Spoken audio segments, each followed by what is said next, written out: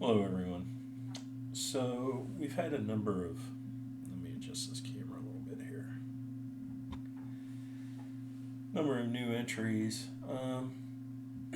And one of the entries was from an art student in the Philippines. Um, and like some people do, he put in some comments. One of the comments is that um, he really needs a film camera, and this was kind of his last hope. He doesn't have much money. Um, I grew up dirt poor. Well, I grew up with less than dirt poor. I was jealous of the kids who were considered dirt poor. Um, but I learned one of the things, life lesson, I guess you could say, from that experience was that if I needed something and I really needed it, then I would make it. Um, and let's reflect a little bit on our history of photography. Um, most of the first cameras were large format cameras, and they were pinhole cameras. So, and shutter times, of course, had to be long, but there is the modern equivalent of that for 35 millimeter, and I'm including the link in the show description and notes. And I did send the links to this particular individual. Um, but you can make your own 35 millimeter camera really cheaply, and you don't need a lot of skills or a 3D printer to do so. Um, in fact, a sheet of 5 millimeter foam core board, you can probably make two or four 35 millimeter pinhole cameras from a single sheet. If you don't have or don't purchase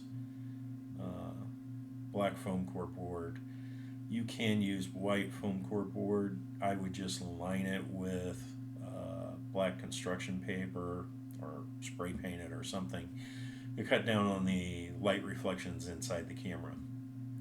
Also, um, if you don't cut your edges very straight and you get little gaps when you glue it together, you can cover the edges with gaffer tape or black tape, or you can paint it or use black fingernail polish, something to block the light out of the interior of the camera. Um, so uh, I'm including a copy of that again. Um, this is pinhole camera. You'll have to do um, longer exposures, but don't let not having a machine tooled fabricated camera stop you from photographing and from shooting film. Um, there's a lot of actually really good lessons you can learn from building your own camera. Um, in addition to that, if you're really hard up, you can process your own film using what is referred to as caffeinol C. I'm hoping I'm pronouncing that right. Essentially, coffee, vitamin C. Uh, you can grind up the pills or you can buy the powder. And soda flakes or water softener flakes, I think. And different recipes call for different amounts of these materials, but generally it's all teaspoon. Um, so, uh, and most of the recipes, the water is at room temperature. Um, if you don't have the containers, you can use plastic bottles. Um, a lot of the recipes call for 1 liter of water. I would just leave the water sit out at room temperature for a period of time. But like I said, follow the recipes and play around with it. Um,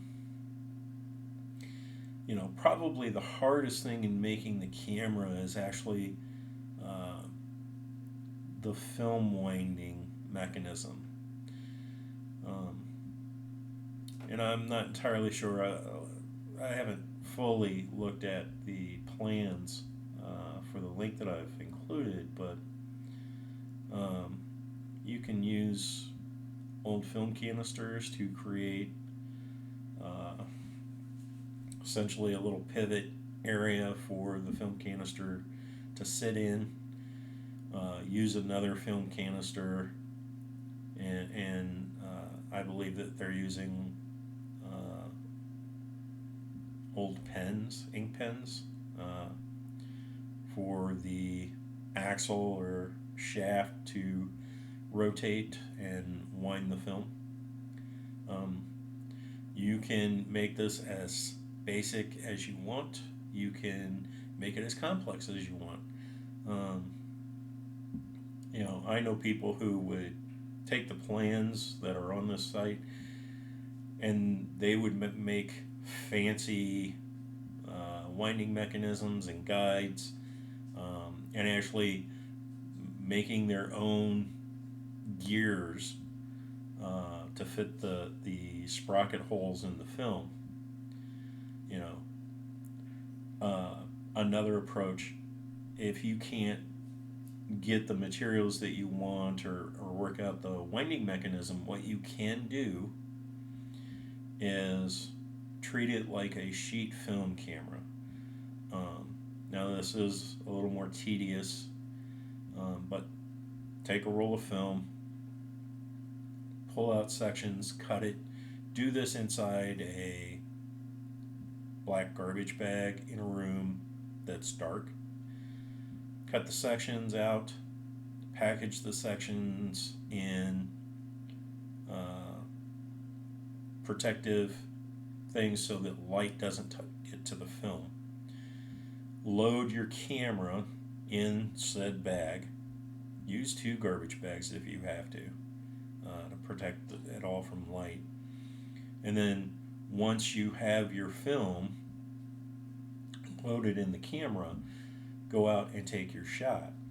And then you'll have to come back and reload, of course, but you know, like I said, you don't have to have the film winding. It just makes things nicer and easier. Just like having a manufactured camera is nicer and easier. Um, but of course, generally you have to pay for those conveniences. But you can do it, like I said, extraordinarily cheaply. Craft glue, you're probably going to want a metal ruler or a ruler that has a metal edge. You're going to want it to have millimeter measurements on it, based on the plans that I saw. Craft glue. Now it talks about having a sheet of metal for part of it. Uh, an aluminum can, uh, soda can, pop can, or in my instance it would be a V8 juice can. Um, you know, be use gloves. Be careful when cutting. The cleaner you can make the edges, the better. So a really good craft knife would serve you well. Um, but all of these are things that can be overcome, and you know, just my point is if you have a will, there is a way, and don't let lack of money stop you. So anyway, that's all for today. Thanks for watching, and I hope some of you take advantage of this. And if you do, I would greatly love to see the pictures that you get from this. Actually, considering potentially doing this with one of my grandsons. He's shown a little bit of interest in photography, so we might build him his own 35 millimeter camera.